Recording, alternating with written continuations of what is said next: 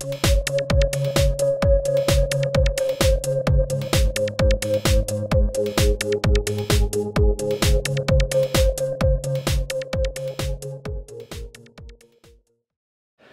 I'm Jim Jamieson from Province Sports, and today we're going to hit some Canucks talking points as they head off on a 3-game road trip to California. So first of all, let's talk about Corey Schneider. A lot of concerns, obviously, after the first game of the season. He was beaten 7-3 by the Anaheim Ducks and gave up 5 goals and 14 shots to start the game. Was pulled for Luongo. Not a great start, but obviously with this crazy shortened season, the quick run up to the games, really not getting a chance to really get in the groove, understandable. And I think he calmed a lot of Canucks fans, certainly last night in the game. That 3-2 shootout win over the Calgary Flames. Played much better, particularly in the second half of the game, I thought, and was really good in the shootout. So Schneider gets to start against the Ducks, and I think the key for him is to carry it on. I think he would like nothing better than to have a good game, bounce-back game against the Ducks. Okay, our next talking point would be about the Sedins, Daniel and Henrik. Interesting start for the season to them in the sense that they've looked good, but they haven't looked great. And at times they haven't even looked good, I would say. Alain Vigneault, made a comment after the game last night where to the fact that he hasn't seen their best, and I think that's an understatement. They could certainly play a lot better than that. And I think certainly the power play, the team hasn't had the dynamics on the power play that you usually see when they're out there with the first unit, and I think that's certainly a big part of why the power play is buried deep in the league when it's usually near the top.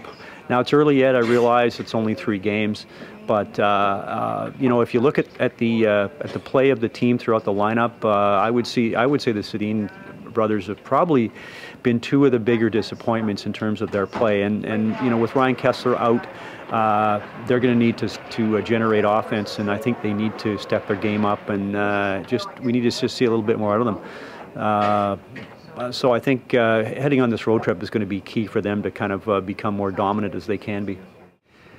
So next talking point would it sort of carries along from my previous one about the Sedins in the sense of we're talking about Zack Kassian here and the way he's played the last couple of games since he was promoted onto that first line. I think there were some people who maybe wondered whether he was ready for that kind of a role at this point in his career. He's still a very young player, 22 years old.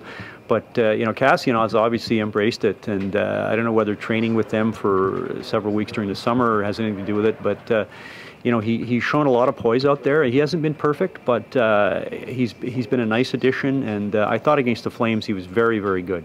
And certainly with his shootout goal, but just generally speaking, he seemed to be really picking up on where to go, where to be when he's out there, even strength with the Sedins.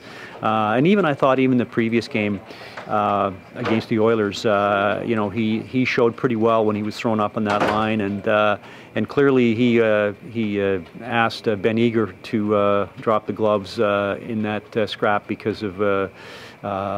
Obviously, it was something to come back on after Eager had run Daniel Sedin earlier in the game, which is what you need with that line. You want the Sedins to be comfortable out there, not having their heads in the swivel worrying about being taken out. So, I think Kassian's been a real pleasant surprise, but I don't think that we should get too carried away at this point. Again, it's early in the season, and just give the kid a little bit of space to grow, and don't put too much pressure on him. But I think it's a really good sign early on that he's going to be a very good player. The last thing today out at UBC, the Canucks had their practice before they headed off to California. Max Lapierre, fourth-line center, was not at practice. We're told that he's got a sore groin, and doesn't everybody in the league have a sore groin with this wacky schedule and the quick run-up?